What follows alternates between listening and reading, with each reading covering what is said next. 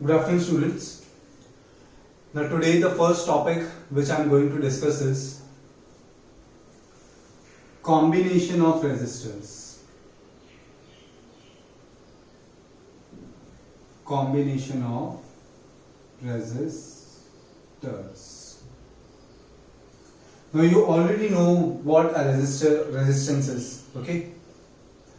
अब resistor मतलब एक ऐसा इंस्ट्रूमेंट जो रेजिस्टेंस प्रोवाइड करेगा. ठीक है. रेजिस्टेंस का सिंबल क्या होता है? आपको रेजिस्टेंस का सिंबल पता है. This is the symbol of resistance. But अगर आप एक्चुअली रेजिस्टर्स को देखो तो आपने कभी कोई सर्किट देखा हो, ब्रेड बोर्ड पे कोई सर्किट देखा हो, तो उसपे छोटे छोटे माइन्यूट रेजिस्टर्स होते हैं. ठीक है. अलग अलग शेप्स के भी आते हैं, सिलिंड्रिकल भी आते हैं जिसमें ऐसे नीचे मेटल वायर्स होते हैं और बीच में सिलिंड्रिकल भी होता है. तो इस टाइप के भी रेजिस्टर्स आपने देखे होंगे जो सर्किट के अंदर पिनअप किए होते हैं. ठीक है. ब्रेडबोर्ड पे पिनअप किए होते हैं. तो ये एक्चुअल रेजिस्टर्स अलग अलग शेप के हो सकते हैं. बट सर्किट सिंबल्स में रेजिस्टेंस का सिंबल क्या है? This is the symbol for resistance. ठीक है. तो इतना आपको पता है. अब टॉपिक हमारा क्या है? Combination of resistors. So the main question which arises from this topic is what is the need to combine resistors. हमें resistors को combine करने की जरूरत क्या है? तो इसका आंसर अगर आप प्रैक्टिकली एक एग्जांपल सोचो तो उससे मिलेगा कि आपने देखा होगा कि आप सेल यूज करते हो, बहुत नंबर ऑफ अप्लायंसेस में आप सेल यूज करते हो. तो आपने देखा होगा कि सिंपल टीवी रिमोट में आप सेल कैसे रखते हो? एक सेल आपने प्लेस किया और उसके एडजेसेंट उल्टा, प्लस उल्टा हो जाएगा, माइनस उल्टा हो जाएगा. ठीक है. पहले प्लस माइनस, फिर प्लस माइनस उल्टा करके एडजेसेंटली प्लेस करा. आपने टॉर्च देखी होगी. टॉर्च में कैसे सेल इंसर्ट करते हैं? One after the another. एक सेल इंसर्ट किया, उसके पीछे दूसरा सेल इंसर्ट किया. क्लियर. तो आपने सेल में ऐसे वेज देखे. तो सेल में एडजेसेंटली प्लेस करो, one after the other place करो. इसका रीजन क्या है? तो आप लोग सोचते हो कि इसका रीजन डिजाइन है. Design is not the reason behind this. Cell को अगर हम अलग अलग टाइप से प्लेस करते हैं तो उससे जो हमें रिजल्टेंट पोटेंशियल मिलता है वो भी अलग अलग होता है. ठीक है. सेल को हम रिमोट में एडजेसेंटली प्लेस कर रहे हैं, टॉर्च में one after the another place कर रहे हैं. तो उसका रीजन क्या है कि हमें जितना पोटेंशियल की नीड है उसके अकॉर्डिंग उस टाइप से प्लेस करने पे हमें वो डिजायर्ड पोटेंशियल मिलता है. ठीक है. In the same way resistors. अब रेजिस्टर का काम क्या होता है कि अगर आप रेजिस्टेंस लगाते हो तो रेजिस्टेंस क्या करता है?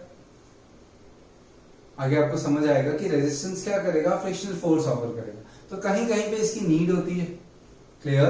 करंट डिवाइड करने के लिए, पोटेंशियल कंज्यूम करने के लिए रेजिस्टर्स का यूज किया जाता है. रेजिस्टर्स हमेशा अनडिजायरेबल नहीं होते.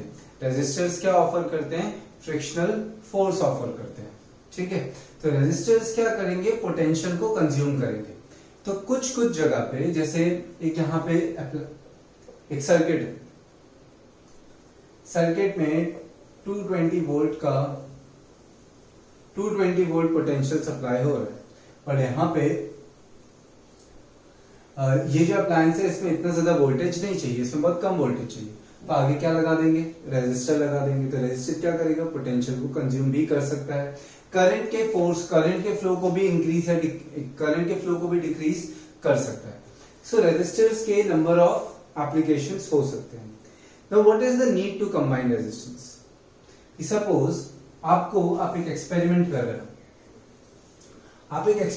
रहे हो. उसमें 10 ओम रेजिस्टेंस चाहिए.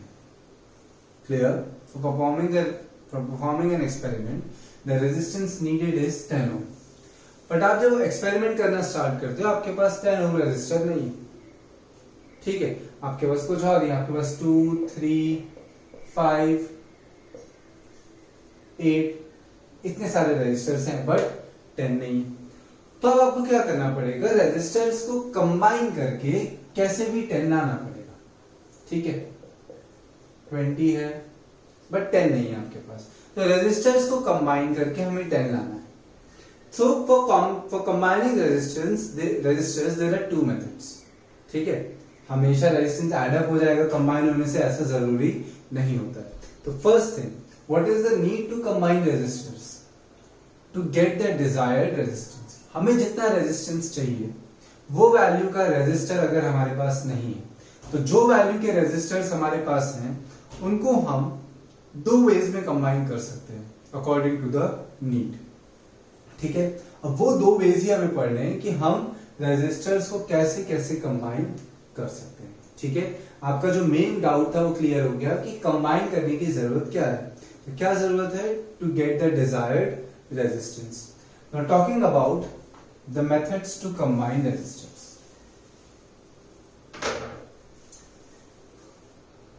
तो पहला मेथड है series combination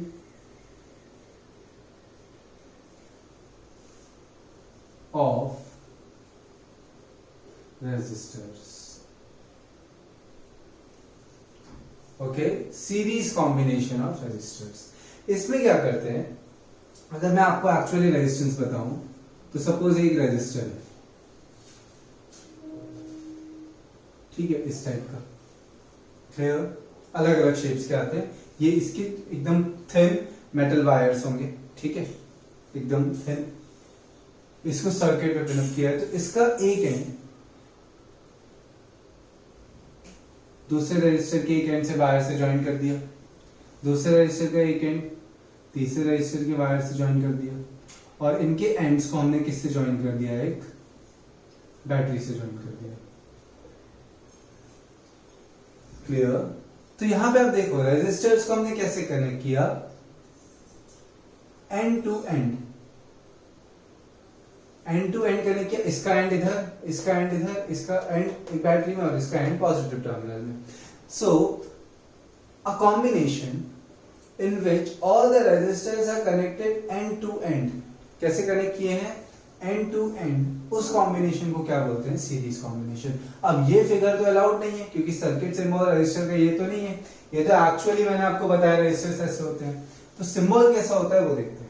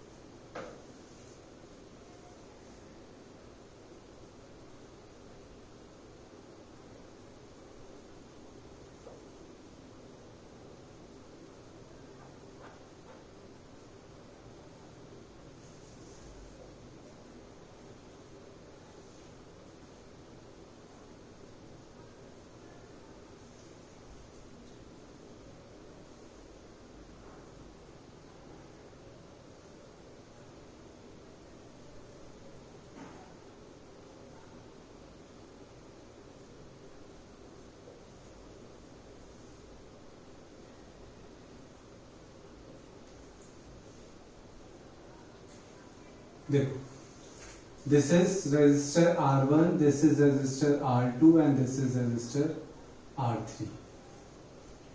Here all the three resistors are connected end to end.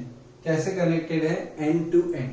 तो जिस कॉम्बिनेशन में रेजिस्टर्स को एंड टू एंड कनेक्ट किया जाए, रेजिस्टेंस का एक एंड दूसरे के साथ, फिर दूसरा तीसरे के साथ, फिर एंड वाले रेजिस्टर्स बैटरी के साथ, उस टाइप के कॉम्बिनेशन को क्या बोलते हैं, सीरीज कॉम्बिनेशन ऑफ रेजिस्टर्स। ठीक है, now tell me, means suppose if I ask you one thing, कि यहां पे जितना करंट R1 के थ्रू फ्लो होगा उतना ही करंट R2 से फ्लो होगा या नहीं फ्लो होगा, means current flowing through R1 and current flowing through R2, ये दोनों करंट सेम होंगे या नहीं होंगे। तो इसका आंसर क्या होगा, दोनों करंट सेम होंगे। क्यों सेम होंगे, क्योंकि करंट क्या होता है, फ्लो ऑफ इलेक्ट्रॉन्स होता है, करंट क्या होता है, फ्लो ऑफ इलेक्ट्रॉन्स होता है। तो जितने इलेक्ट्रॉन्स R1 से फ्लो हो रहे हैं, इलेक्ट्रॉन्स के पास दूसरा कोई पाथ है नहीं। कोई भी अप्लायंस जब वर्क करता है, रेजिस्टर कहां पे होगा, कोई एक अप्लायंस में होगा, रेजिस्टर एक डिवाइस होगी जो इलेक्ट्रिकल एनर्जी कंज्यूम कर रही है। इलेक्ट्रिकल एनर्जी कंज्यूम करने का मतलब क्या होता है, बैटरी के पोटेंशियल को कंज्यूम करना। ठीक है, तो कोई भी अप्लायंस जब वर्क करता है, कोई भी रेजिस्टर जब वर्क करता है तो करंट को कंज्यूम नहीं करता है। हमारे यहाँ जो भी अप्लायंस वर्क कर रहा है, ट्यूबलाइट्स है, फैंस है, एसी है, so all those appliances are consuming the electrical energy. मतलब क्या कंज्यूम कर रहे हैं वो? पोटेंशियल कंज्यूम कर रहे हैं, करंट को कंज्यूम नहीं कर रहे।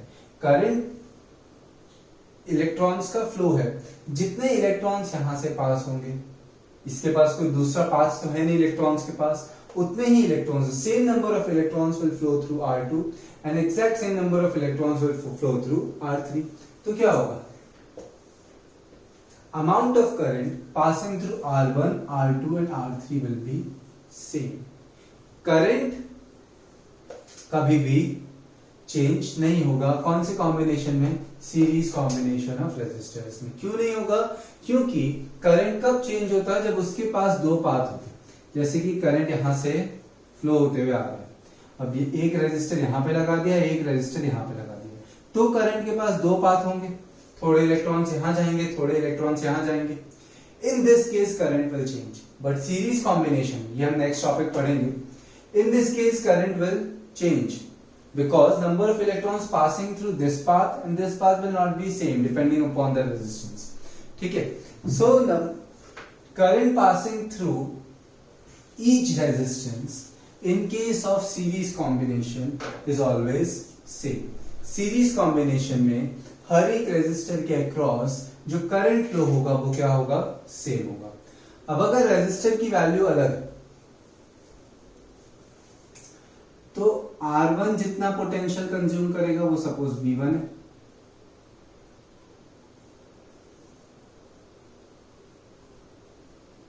R2 कितना कंज्यूम करेगा? V2, और R3 कितना कंज्यूम करेगा? V3। Clear? Suppose this battery is supplying a potential of 9 volt. कितना पोटेंशियल सप्लाई कर रहे हैं? 9 वोल्ट। तो तीनों मिलके हर एक साइकिल में कितना पोटेंशियल सप्लाई हो रहा है? 9 वोल्ट। बैटरी जब फुल्ली चार्ज्ड है, at that time the total potential difference across the two terminals of this battery is 9 volt। okay, so the net potential consumed by all these three resistors will be equal to 9 volt। जब तक ये 9 volt provide कर रहा है तब तक ये तीनों मिलके कितना कंज्यूम करेंगे? 9 volt कंज्यूम करेंगे। अब धीरे धीरे क्या होगी? बैटरी डिस्चार्ज होगी, तो धीरे धीरे 9 वोल्ट से पोटेंशियल डिफरेंस कितना होगा? 8। तो जब 8 हो गया तो ये तीनों मिलकर कितना कंज्यूम कर रहे होंगे? 8 कंज्यूम कर रहे होंगे। फिर धीरे धीरे 7 हो गया तो ये तीनों मिलकर कितना कंज्यूम कर रहे होंगे? 7 कंज्यूम कर रहे होंगे। ऐसे धीरे धीरे कितना हो जाएगा? 0। तो यहाँ पे करंट फ्लो क्या हो जाएगा? स्टॉप हो जाएगा। तो तीनों मिलकर कितना कंज्यूम करेंगे? 0।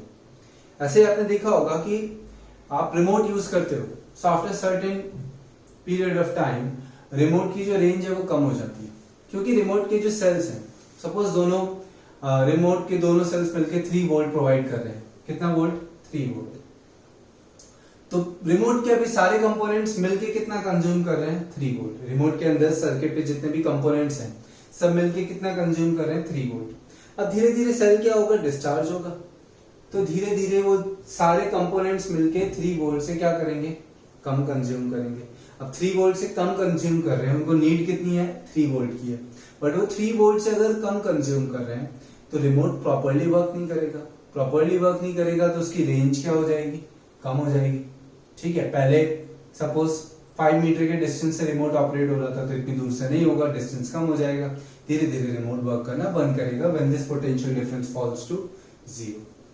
Clear? So my point is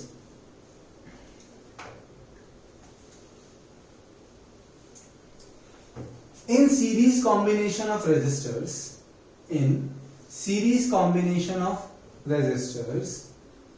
the total current flowing through each resistor is always same। पहला पॉइंट क्या बोला मैंने? in series combination of resistors current flowing through each resistor is same। जितना R1 से फ्लो हुआ उतना ही R2 से और उतना ही R3 से। Second point, the total potential of the energy source B is always equal to sum of potential difference across each resistor। sum of potential difference across each resistor। अब हमने M metre को इस type से connect किया, volt meter को इस type से connect किया, उसका रीजन जब ये पूरा टॉपिक कंप्लीट होगा उसके बाद आपको क्लियर हो जाएगा कि how is ammeter connected and how is voltmeter connected and what is the reason behind this thing. Clear? So first point इसमें हमने क्या सीखा? If in a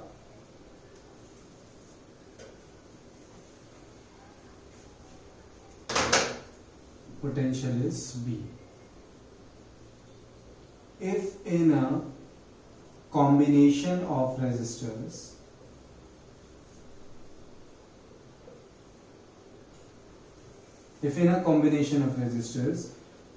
current flowing through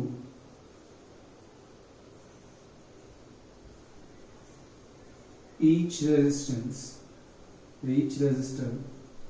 is same, then that combination is known as series combination of resistors। देखो जितना चीजें लिख रहा हूं वो पॉइंट्स आपको क्लियर होने चाहिए, पॉइंट्स याद होने चाहिए, ठीक है। सीरीज कॉम्बिनेशन ऑफ रेजिस्टर्स का सर्किट आपको क्लियर, कनेक्शन कैसा होना चाहिए? And to and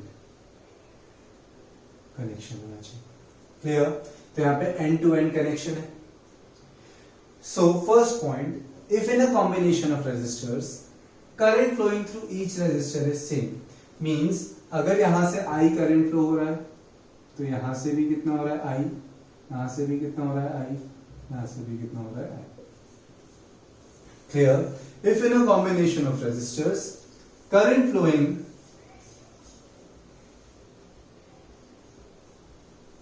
through each resistor is same, then that combination is known as series combination of resistors। okay, first point आपका clear।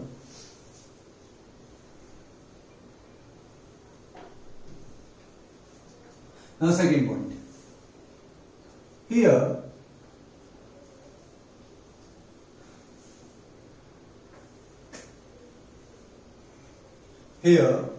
total potential of energy source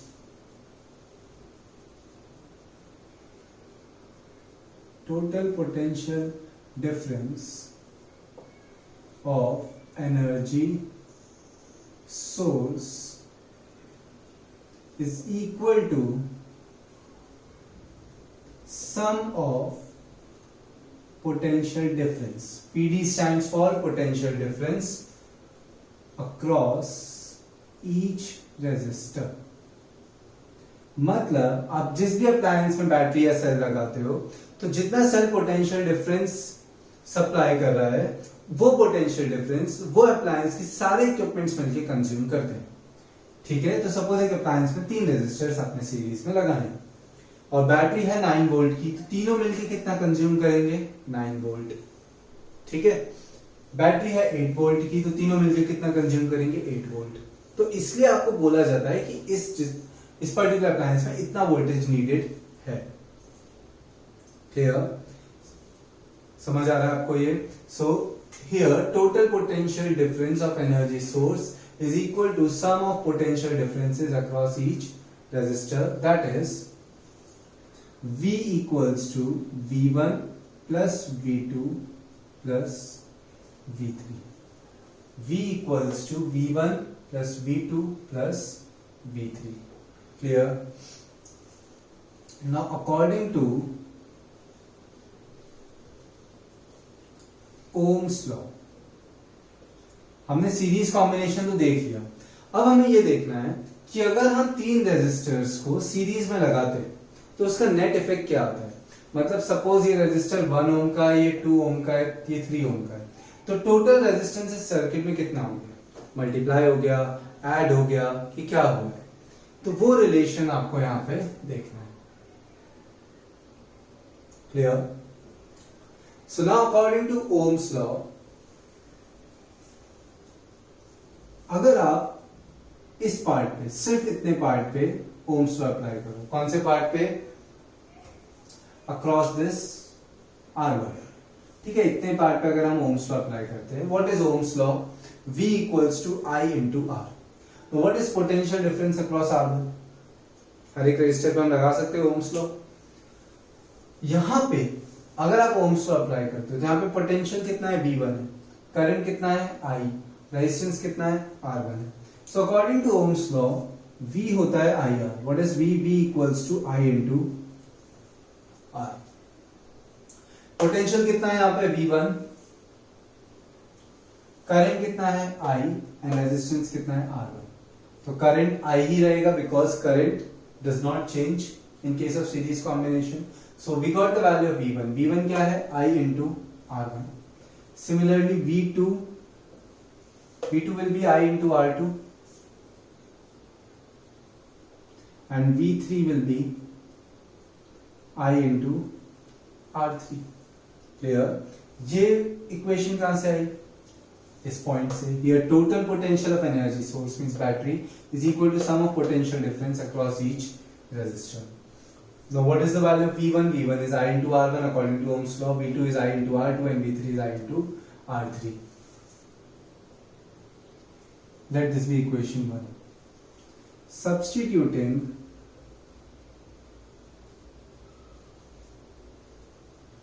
above values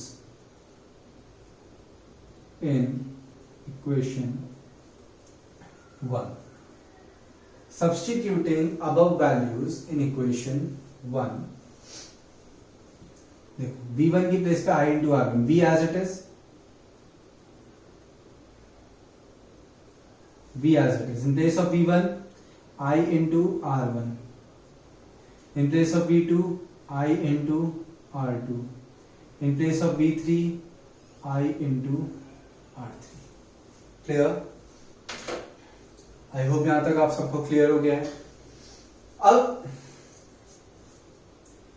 we got this equation, we have to find the net resistance of this circuit कि इस circuit में net resistance कितना है।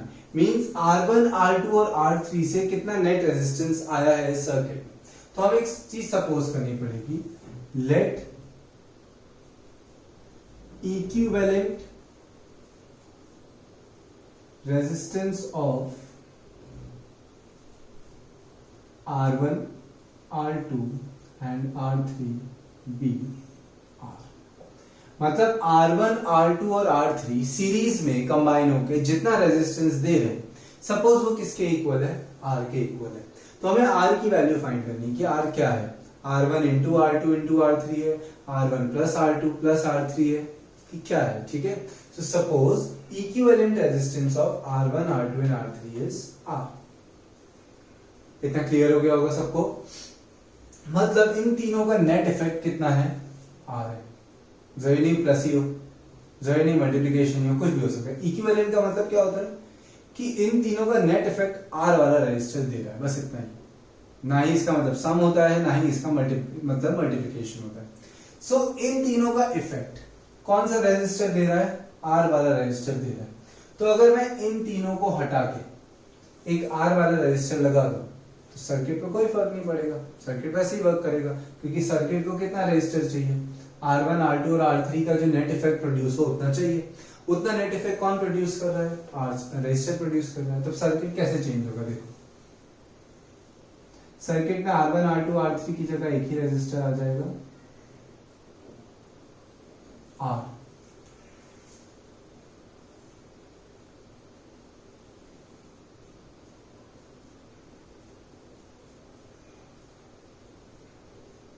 ये तीनों मिलके कितना कंज्यूम कर रहे थे? V1, V2, V3 मिलके कितना कंज्यूम कर रहे? V। तो इसके अक्रॉस कितना पोटेंशियल डिफरेंस आएगा? V।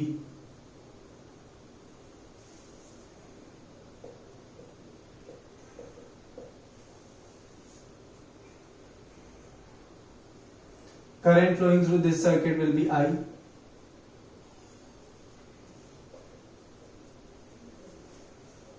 Okay, what we did, we took equivalent resistance of R1, R2 and R3 as R. So in place of these three resistors, I can connect a resistor of value R then also this circuit will remain same. ऐसा क्यों करा? तो देखो, for above circuit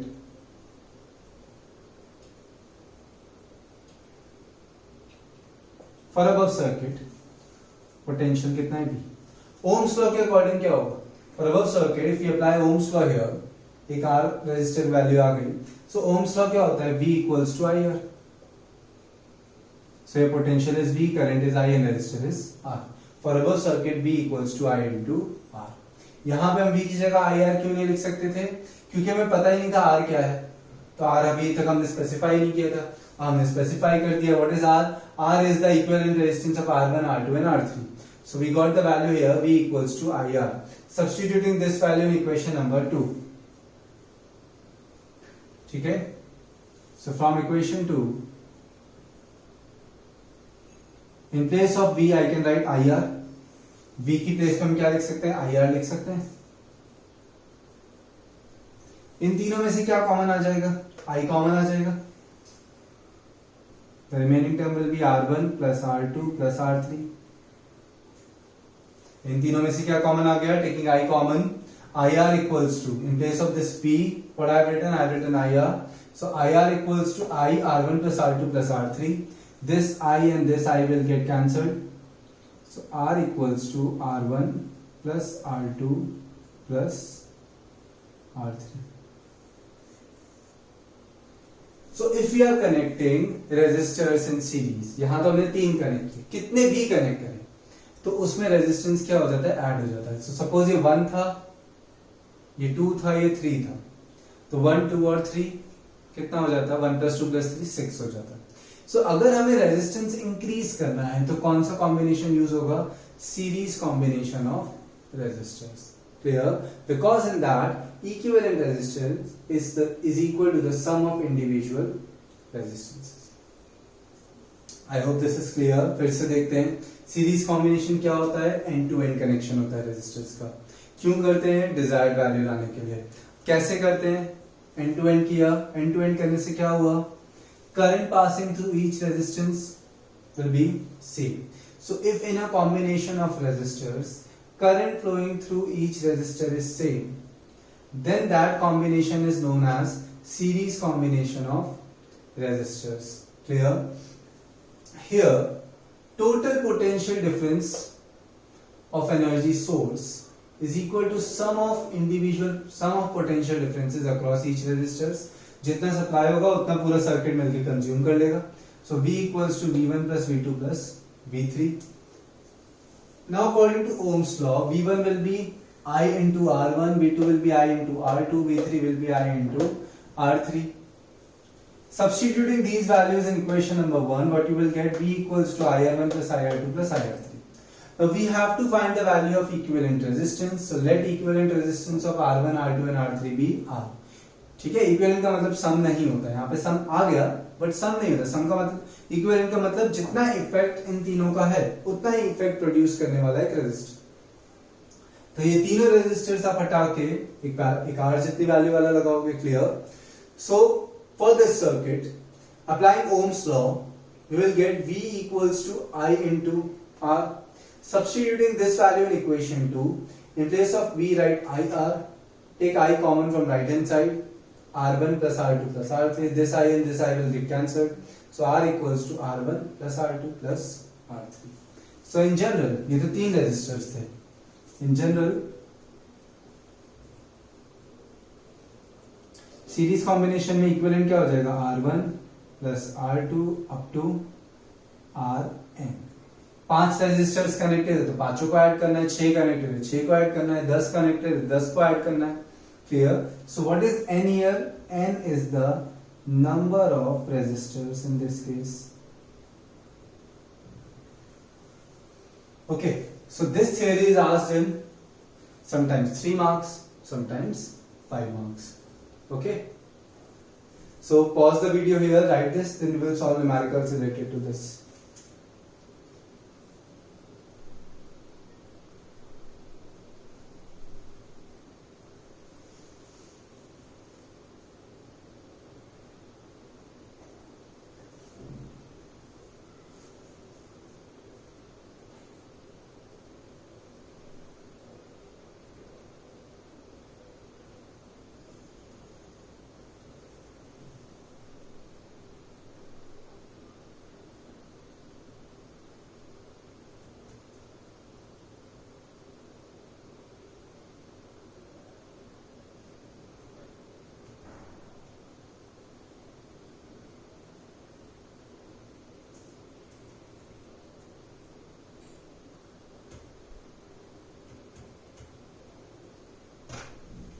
Okay.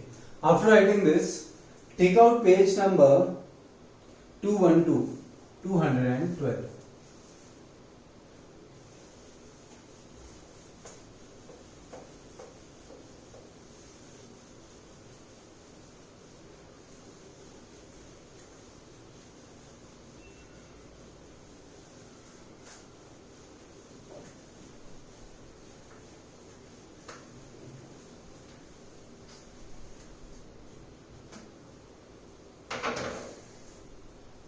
Okay.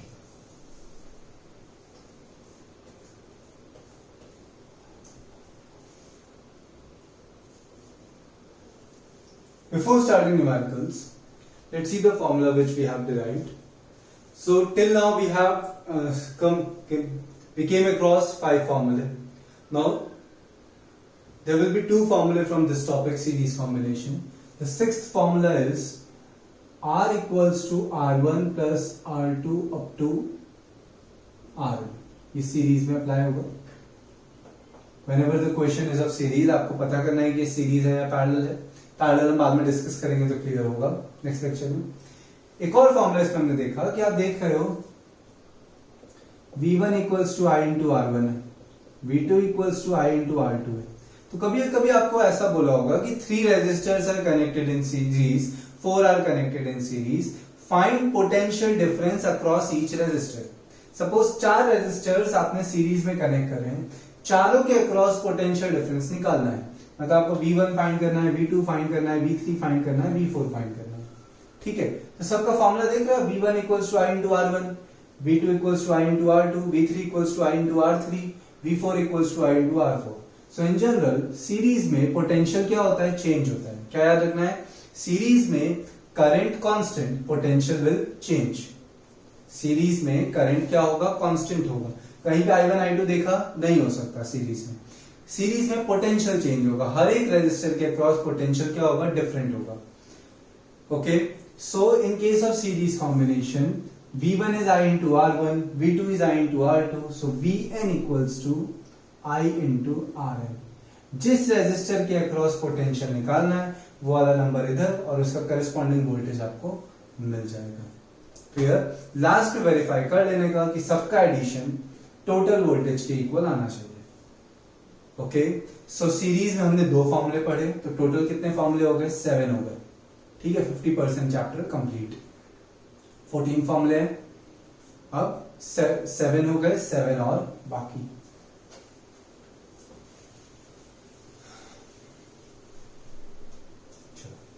Series का एक question करेंगे अब हम.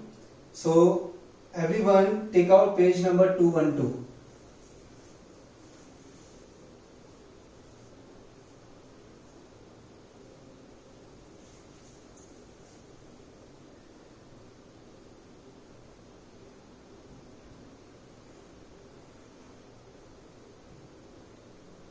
Okay. An electric lamp whose resistance is 20 ohm and a conductor of 4 ohm resistors are connected to a 6 volt battery. An electric lamp, एक लैंप है जिसका resistance कितना है, 20 ओम है. R1 कितना है, 20 ओम. एक रेजिस्टर है इलेक्ट्रिक लैंप के अंदर. लैंप में भी हर एक अप्लायंस में होता है. उसकी वैल्यू कितनी है, 20 ओम. इसको किससे कनेक्ट किया है, conductor of 4 ohm resistance. Okay, across a 6 volt battery series में कनेक्ट किया है. तो देखो कैसा है सर्किट. वायर का रेजिस्टेंस है 4 ओम, तो वायर के रेजिस्टेंस को हमने यहां शो कर दिया 4 ओम. और यहां पे क्या कनेक्टेड है, एक बल्ब कनेक्टेड है.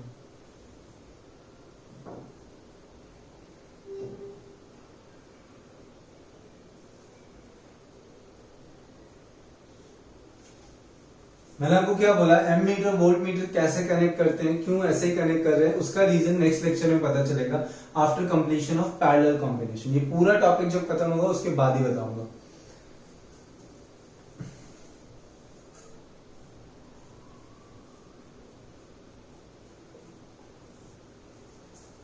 ओके,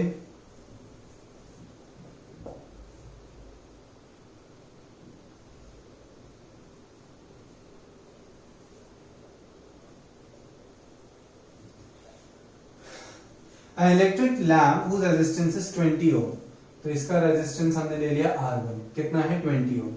एंड अ कंडक्टर, ये जो पूरा वायर है इसका रेजिस्टेंस हमने यहाँ शो कर दिया, वायर का भी तो रेजिस्टेंस होगा, उसका रेजिस्टेंस है 4 ओम, उसको हमने यहाँ पे शो करा है sir.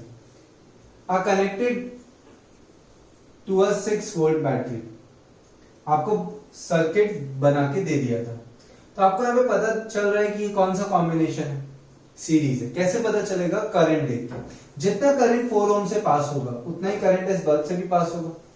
Clear? Current passing through 4 ohm and current passing through this bulb, both are same. So if current passing through both the resistors is same, then these two resistors are connected in series. अगर कोई भी resistors के बीच में current same है तो वो कैसे connected है? सीरीज में कनेक्टेड है। क्लियर? तो ये सीरीज कॉम्बिनेशन का क्वेश्चन है, इतना पता चल गया। अब यही फॉर्मूला यूज करना है। तो देखो, first calculate the total resistance of the circuit. क्या कैलकुलेट करना है? Total resistance. So total resistance series में क्या हो जाता है? ऐड हो जाता है। तो यहाँ पे कितने रेजिस्टर्स हैं? Here there are only 2 resistors. So R क्या हो जाएगा? R1 plus R2। What is R1? 20। What is R2? 4। तो टोटल रेजिस्टेंस इस सर्किट का कितना हो गया? 24 ohm. Second, the current through the circuit and the potential difference across the electric lamp and the conductor. Current through the circuit. अब आपको पता है पूरे सर्किट के लिए यहाँ पे कितना इक्विवेलेंट है इसका? 24 है। पूरे सर्किट के लिए V इक्वल्स टू IR तो अप्लाई कर सकते हैं, पूरे सर्किट का रेजिस्टेंस हमारे पास ही है। सो हमें करंट फाइंड करना है। So according to Ohm's law V equals to क्या होता है? IR होता है। I क्या हो गया? V by R। We have voltage, we have resistance। ये R कौन सा है? अगर आप करंट पूरे सर्किट का फाइंड कर रहे हो तो रेजिस्टेंस भी क्या होगा? पूरे सर्किट का ही होगा। ठीक है? आप सोचो कि मैं यहाँ पे R2 ले लूं, करंट तो पूरे सर्किट में सेम ही रहता है, तो क्यों वो वैल्यू नहीं मिलेगी? क्योंकि अगर आप यहाँ पे R2 लेते हो तो आपको पोटेंशियल भी नहीं लेना है, क्योंकि R2 के अक्रॉस पोटेंशियल तो क्या होगा? अलग होगा।